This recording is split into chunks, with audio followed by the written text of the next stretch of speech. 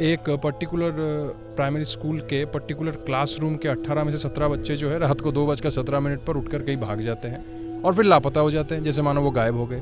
Police जो कि mainly investigate कर रही है, ढूंढने में नाकामयाब होती है उन्हें। अब जाहिर सी बात है, कौन जिम्मेदार है? वो क्लास टीचर वो जिम्मेदार है, या स्कूल के जो प्रिंसिपल है वो जिम्मेदार है, या वो जो 18 में से जो बच्चा 17 गायब हुए, जो एक जो गायब नहीं हुआ वो जिम्मेदार है, या थर्ड पार्टी? जिम्मेदार कौन है? इसके लिए आपको फिल्म देखनी है। और जैसे मैंने फिल्म को ख़त्म करी तो मैं फिल्म ने जिस हिसाब से अपनी मिस्ट्रीज़ वगैरह जो अनफोल्ड करी और जिस हिसाब से कंक्लूजन तक फिल्म पहुंची, ये देखने के बाद मेरे जहन में एक सवाल आया कि इसको मैं क्या कहूँ इस फिल्म को, गुड, ओवररेटेड और क्लासिक।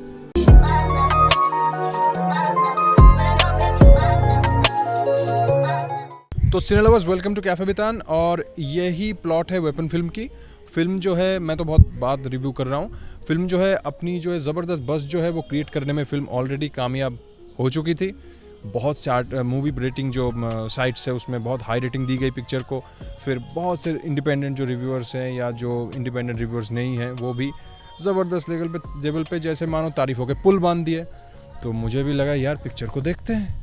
नो डाउट 2025 की बेस्ट हॉरर फिल्म ये सब लोग कह रहे थे, ठीक है यार देखते हैं। तो मैंने वो फिल्म देखनी शुरू की और चलिए दोस्तों डायरेक्ट चलते हैं कि फ़िल्म आखिर कैसी रही। दोस्तों फिल्म देखने के बाद मेरी क्या रियलाइजेशन है वो शायद उससे आप रिलेट ना करें, पर फिर भी मैं उम्मीद करता हूं कि आप एक हद तक टॉलरेंस रखकर मेरी बात ज़रूर सुनोगे, क्योंकि ओपिनियन बिल्कुल वेरी कर सकते हैं। और कहीं ना कहीं मैं ये भी मानता हूँ हो सकता है मुझे गालियाँ पड़े, पर मुझे जो न्यूट्रल माइंड में मैंने जो रियलाइज़ सच में किया वो मैं आपको बताऊँगा। मैं किसी को यहाँ खुश करने नहीं बैठा हूँ। खैर, तो जैसे ही फिल्म शुरू होती है, एक बच्चे की आवाज़ जो है फिल्म को नैरेट करती है, जो चीज़ मुझे काफ़ी पसंद आई। मैंने सोचा कि क्यों यार बच्चे, क्यों बहुत भारी भरकम कोई आवाज़ दो, नहीं, बच्चे जो है बच्चे की आवाज़ जो है नैरेशन में यूज़ की गई। मुझे लगा नहीं यार ठीक है, स्ट्रेटेजिक मूव है, बच्चे किडनैप हुए हैं, बच्चा ही बोल रहा है, ठीक है, बड़ी स्वीट आवाज़ है। फिल्म की शुरुआत में ही जो घटना बताई गई, ये जो बच्चे गायब होने की घटना है ना, ये पहले घट चुकी है। ये फिल्म में गायब हो रहे हैं बच्चे, ये दिखाई नहीं गई। ये सब प्रॉब्लमेटिक इवेंट्स हो जाने के बाद फिल्म जो है शुरू हुई, तो तब तक नैरेशन जो है फिल्म में चलती रहती है। तो ठीक है, आप उसे देखते हैं, समझते हैं। फिर कहानी शुरू होती है आगे। एंगेजमेंट जो एंगेजमेंट है वो मतलब ऐसा है कि मान लीजिए कि वो जब मैंने कुछ फिल्मों के जब मैं रिव्यू करता हूँ तो मैं आपको बताता हूँ कि कुछ कहानियाँ ऐसी हैं कि आप 30% एंगेजमेंट से देखनी शुरू करते हो, लेकिन ऑटोमेटिक जो है वो देखते देखते एंगेजमेंट बढ़ जाती है। तो यहाँ बढ़ती है पर उतनी नहीं बढ़ती, ठीक है, नॉर्मली फिल्म चलती है। एंगेजमेंट नहीं बढ़ती, दैट डजंट मीन कि इरिटेटिंग है या कोई अब कुछ हो रहा है, ऐसी बात नहीं है। नॉर्मल एंगेजमेंट रहती है, आप देखते हो। फिर धीरे धीरे जब कहानी आगे बढ़ती है, स्टेडी वे में आगे बढ़ती है, आप रियलाइज़ करते हो ये हॉरर फिल्म नहीं है। मतलब अगर आप हॉरर का मतलब आतंक समझते हो, बिल्कुल इसमें आतंक तो है, लेकिन ये हॉरर फिल्म नहीं है, चाहे भूत रिलेटेड आतंक हो या कोई और रिलेटेड आतंक हो। क्योंकि हॉरर सीन्स जो हैं, डराने वाले जो सीक्वेंस है, जो बिल्डअप टेंशन कैसे है मैं बाद में बताता हूँ, लेकिन जो है डराने वाले सीन्स वो उतने भी नहीं हैं, कम है, लेकिन जो है अच्छे हैं। हालांकि उनमें भी अटेंशन टू डिटेल की थोड़ी कमी है, वो मैं बाद में बताऊंगा, लेकिन कम है। और ये कोई हॉरर फिल्म नहीं है, ये एक इसको आप कह सकते हैं सुपरनैचुरल ऑकल्ट मिस्ट्री थ्रिलर, ये आप कह सकते हैं। ये मेनली ऑकल्ट बेस्ड फिल्म है। कहानी के प्रेडिक्टेबिलिटी की बात की जाए तो जैसे ही वो प्रिंसिपल के सामने वो जो लेडी है, वो विलन जो है, वो तोड़ती है स्टिक, तभी पूरी कहानी जो है क्लियर हो जाती है। और अगर आप और भी उससे तेज़ हो, अगर आप एक हद तक सिनेमा देखते हो, एक्सपीरियंस रखते हो फिल्मों का, तो अगर आप फिल्मों का एक्सपीरियंस रखते हो तो वो जब औरत के जो बाल काट लिए गए, जब औरत जो सो रही, जो लेडी प्राइमरी स्कूल टीचर जो सो रही होती है, उसके जब बाल काट लिए जाते हैं, तभी आपको पता चल जाता है ये हॉरर वगैरह कुछ नहीं है, ये ऑकल्ट है, सिंपल। फिल्म के जो कैरेक्टर डेवलपमेंट है लाजवाब, एक्टिंग लाजवाब, जो उनको दिया गया उन्होंने ज़बरदस्त तरीके से सभी ने निभाया, इंक्लूडिंग बच्चे। अब फिल्म की जो अगर मैं गति की बात करूँ, स्पीड है, नो डाउट स्लो नहीं है, लेकिन कुछ जगह पे फिर भी वो मुझे चार्मलेस लगी। आप लोग शायद रिलेट नहीं करेंगे, लेकिन फिर भी मैं कह रहा हूँ कि मुझे ठीक है। और मैं ये नॉन लीनियर अप्रोच के नहीं बोल रहा, नॉन लीनियर जो अप्रोच है वो भी एक वे ऑफ प्रेजेंटिंग है, वे ऑफ प्रेजेंटेशन है, एंड इट्स ओके। डायरेक्टर की चॉइस है, मुझे भी पसंद है, लेकिन वो नॉन लीनियर अप्रोच में एक एक कैरेक्टर का नाम दिखाया जा रहा है और कैरेक्टर के थ्रू कहानी को, उस कैरेक्टर की सिचुएशन को दिखाई जा रही है और उसके थ्रू फिल्म को एक्सप्लोर करी जा रही है, जो कि नो डाउट अच्छी बात है। तो जब इस तरह से फिल्म को प्रेजेंट करी जा रही है नॉन लीनियर अप्रोच, मतलब पहले की जो घटना है वो बाद में दिखाएंगे, या मान लीजिए ये घटना घटी और इससे पहले की जो घटना है वो बाद में दिखाएंगे, फिर वो घटना से होते हुए उस घटना पे आकर परिस्थिति रुकी तो वो बाद में दिखाएंगे। जैसे कि मैंने कहा, इस तरह के जो प्रेजेंटेशन है ये मुझे अच्छी लगी, लेकिन सब प्लॉट इतने ज़्यादा हैं पिक्चर में, मुझे लगा यार इतने क्यों दिखा रहे हैं सब प्लॉट। नहीं, आप बिल्कुल दिखा सकते हो सब प्लॉट, थोड़े बहुत होते हैं, लेकिन ये थोड़े ज़्यादा लगे मुझे। सब प्लॉट के थ्रू कैरेक्टर जब मेन प्लॉट में एंटर करता है, वो जो इंटरसेक्शन पॉइंट है या ब्रिज है, उससे पहले इतनी बातें कही गई सब प्लॉट में, यार मतलब ये क्या ज़रूरत है दिखाने की। ठीक है, दिखाया शायद फिल्म के लेंथ को बढ़ाने के लिए। फिल्म करीब 2 घंटे 8 मिनट की है, तो ठीक है, आप देख रहे हो। और फिल्म कहीं ना कहीं जो बैकग्राउंड म्यूज़िक है वो नॉर्मल है, कोई अलग करके दिखाने की ज़रूरत नहीं, अलग करके सॉरी कानों के ऑब्जर्वेशन में नहीं आती, मेरे एटलीस्ट। कहानी जब आप गौर से देखोगे तो एक जो सीन है कि वो बंदूक है और जो बाप जो सपना देखता है, एक लापता बच्चे का जो बाप है वो जो सपने में देखता है कि एक घर है, ऊपर एक बंदूक है, बिजली कड़कती है और एक बंदूक है और उसमें वो 2:17 ऐसे वो टाइमिंग है, वो सीन मुझे काफ़ी बेहतरीन लगी। और फिर जब वो बाप अंदर जाके वो एक हॉरर सीन है, उसके जो बिल्डअप है, टेंशन है, अच्छे हैं। जैसे कि मैंने कहा, बिल्डअप टेंशन अच्छे हैं लेकिन कम है। फिल्म पूरी तरह से मिस्ट्री थ्रिलर टाइप की है, हालांकि जो कि प्रेडिक्टेबल है। अब सब प्लॉट की थोड़ी ज़्यादा है जो मुझे बोर करती है।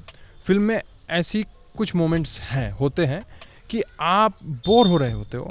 मेरे साथ ऐसा हुआ, हो सकता है बहुत से लोगों के साथ ना हुआ हो, कि आप बोर हो रहे थे, यार मतलब बहुत बोर नहीं हो रहे हो, लेकिन आपकी एंगेजमेंट जो है बढ़ती नहीं है, ओवरऑल फ्लैट जाती है। ठीक है, हम देख रहे हैं, इस एटीट्यूड से आप फिल्म देख रहे हो, तुरंत कुछ ऐसी घटना घटती है कि आपकी जो एंगेजमेंट बढ़ जाती है। खासकर वो प्रिंसिपल जो है दौड़ते हुए जब आता है, जब वो हिप्नोपोजेस्ड होकर दौड़ते हुए आता है, तो फिल्म वही मैं कहूँगा वशीकरण पे आधारित है, तो मतलब हिप्नोटिज्म।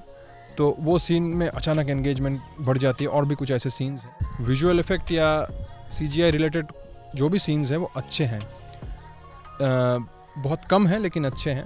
और फिल्म में जो वायलेंस है वो ज़बरदस्त है, कुछ सीन्स में जो आपको चौंका देंगे, एकदम खुली है, मैंने मतलब खुल के है वायलेंस, बहुत ब्लडशेड है, अंग वगैरह टूट वगैरह गए, एकदम किसी ने एकदम पिचका दिया, एकदम कार चली गई, तो ये सब है। तो सबके लिए नहीं है वो सीन। अगर आप बहुत कमज़ोर दिल वाले हैं, फिल्म से दूर रहिए, क्योंकि कुछ सीन्स आपके दिलों को झंझोर सकते हैं, मतलब जो वायलेंस को सहन नहीं कर सकते, उनकी बात कर रहा हूँ। फिल्म में अटेंशन टू डिटेल की कमी है कि जो लेडी एंटागनिस्ट जो ऑकल्ट करती है वो क्यों कर रही है। नहीं, ऑकल्ट में ट्रेडिशनल सिंबल को नहीं दिखाया, ठीक है, इट्स ओके, एम्बिग्विटी रखो, कोई प्रॉब्लम नहीं है, ज़रूरी थोड़ी है कि सब चीज़ें दिखाओगे। लेकिन वो कर क्यों रही है? वो बीमार है, बीमारी क्या है वो भी मत बताओ, लेकिन वो कर क्यों रही है? बच्चों को गायब वो कर क्यों रही है? कोई तो कारण होगा, आत्मा लेकर अपनी मतलब जो आयु है वो बढ़ा दो, ऐसा कुछ है, नहीं बताया।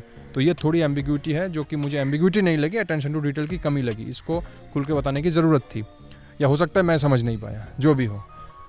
दूसरी तरफ बिल्डअप टेंशन रिलेटेड जितने भी सीन्स हैं अच्छे हैं, लेकिन वो क्रिएट ही नहीं होने चाहिए थे। मैं वो बताता हूँ क्यों। क्योंकि फिल्म में ये चीज़ दिखाई गई है कि ऑकल्ट करने के लिए वो लेडी कोई आपके ऊपर कंट्रोल इस्टेब्लिश करने के लिए उस लेडी को कोई चीज़ की ज़रूरत होती है, वस्तु की, आपके बाल हो या आपकी कोई चीज़ हो। तो बिना चीज़ के वो जो लेडी टीचर ऊपर छत पे जो वो देखती है, वो चौंक जाती है सीलिंग पे, वो कैसे हुआ? और वो जो बाप सपने में जो उस विजुअल्स दिखते हैं बाप को, मैथ्यू के पिता को, वो कैसे वो बाप देख सकता है, वो लेडी कैसे देख सकते हैं? क्योंकि अभी तो संबंध स्थापित ही नहीं हुआ कोई चीज़ के ज़रिए। तो क्या मैं ये समझ लूँ कि नहीं ऑकल्ट में वो भी हो सकता है, और मतलब हिप्नोटिज्म संबंध स्थापित करने के लिए, मतलब हिप्नोटाइज करने के लिए चीज़ ली जाती है, और वो चीज़ें ना लेकर भी आप जो है इस तरह से हेलुसिनेशन क्रिएट करवा सकते हो, सपनों में हो या रियल लाइफ में हो। ये मैं मान लूँ, ठीक है, मान लेता हूँ। तो दोस्तों, अंत में यही कहूँगा कि acting and performances, location, cinematography, जो भी टेक्निकल एस्पेक्ट्स हैं, बैकग्राउंड म्यूज़िक भी काफ़ी हद तक, ये तमाम चीज़ें मिलाकर, ये तमाम चीज़ों को अगर आप गौर करें तो फिल्म अच्छी है, नो डाउट। एंगेजमेंट लेवल भी बहुत गिर नहीं जाती, नॉर्मल है, अच्छी है, ठीक है। इन तमाम चीज़ों के पर्सपेक्टिव से फिल्म अच्छी है।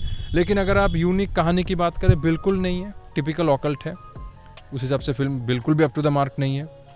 अगर आप अटेंशन टू डिटेल की जैसे मैंने बात कही वो भी थोड़ी कम है, उसके ऊपर भी फिल्म थोड़ी तो नेगेटिविटी फिल्म में है, उसके रिस्पेक्ट में अगर आप देखें।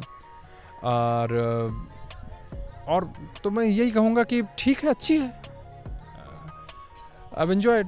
पर मेरी उम्मीदों पे फिल्म खड़ी नहीं उतरी, क्योंकि इतने लोगों ने इस फिल्म को लेके बात कही कि यार ये फिल्म हल्ला किया, जैसे मानो ये 2025 की बेहतरीन फिल्म है, ये है वो है। और मेरी जो एक्सपेक्टेशन है ना वो बहुत ज़्यादा बढ़ गई। तो मैंने जैसे बड़े हुए एक्सपेक्टेशन के साथ फिल्म देखनी शुरू की और ख़त्म किया, शायद इसलिए मुझे ऐसा लग रहा है कि फिल्म खड़ी नहीं उतरी। अगर मैं कुछ भी ना सुनता, ऐसे देखता, तो शायद फिल्म थोड़ी अच्छी लगती, लेकिन फिर भी शायद तब भी शायद उतनी अच्छी नहीं लगती। नॉर्मल है, कम्प्लीटली वन टाइम वॉच है, आप एंजॉय करेंगे। और जो क्लाइमैक्स है बाय द वे दोस्तों, क्लाइमैक्स में जब शैतान को ख़त्म किया गया, वो जो सीन है वो बहुत ही ज़्यादा, मैं ये कहूँगा दोस्तों, अंत के जो 20 मिनट है ना वो बहुत एंगेजिंग है। 20 या 25 मिनट बहुत ज़्यादा एंगेजिंग है, वो अलग ही लेवल पे फिल्म को ले जाती है। और अंत में जो शैतान को जो नाश किया गया, वध किया गया शैतान लेडी का, तब जो बैकग्राउंड म्यूज़िक आई एक, जैसे कि मानो नया सवेरा, वो अगर आप नोटिस करें, वो सैल्यूट, मुझे बहुत ही अच्छी लगी वो चीज़। और तो कुल मिला के यही कहूँगा, एंजॉइंग है, पर इतनी भी नहीं कि जिस हिसाब से लोग हल्ला कर रहे हैं। नॉर्मल है, अच्छी है। लेकिन अगर आप मुझसे कहें 2025 की जो ख़त्म होने को आई है 2025, इसकी मेरी अब तक देखी हुई जितनी भी हॉरर फिल्म है, उसमें ये बिल्कुल भी नहीं। पहली बात तो ये हॉरर उस हिसाब से है भी नहीं, खैर छोड़िए जो भी हो, तो मैंने जो भी बात कहनी थी मैंने कह डाली। तो मेरी नज़र में अगर आप कहें तो ये बिल्कुल भी 2025 की बेस्ट हॉरर फिल्म नहीं है, as per concept, as per presentation.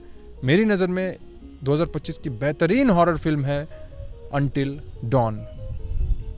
तो ठीक है, तो वन टाइम वॉच है, देखिए, एंजॉय कीजिए। मैं मतलब मेरे रियलाइजेशन से आप सहमत होते हैं तो ठीक, सहमत नहीं भी होते हैं तो ठीक। मुझे लगता है काफ़ी गालियाँ मुझे पड़ेंगी, लेकिन इट्स ओके, मैंने अपनी रियलाइजेशन शेयर करी। मैं बिल्कुल भी, अगेन आई एम रिपीटिंग, मैं बिल्कुल भी ये नहीं कह रहा कि इस फिल्म को आप देख ही नहीं सकते, उल्टी कर दोगे।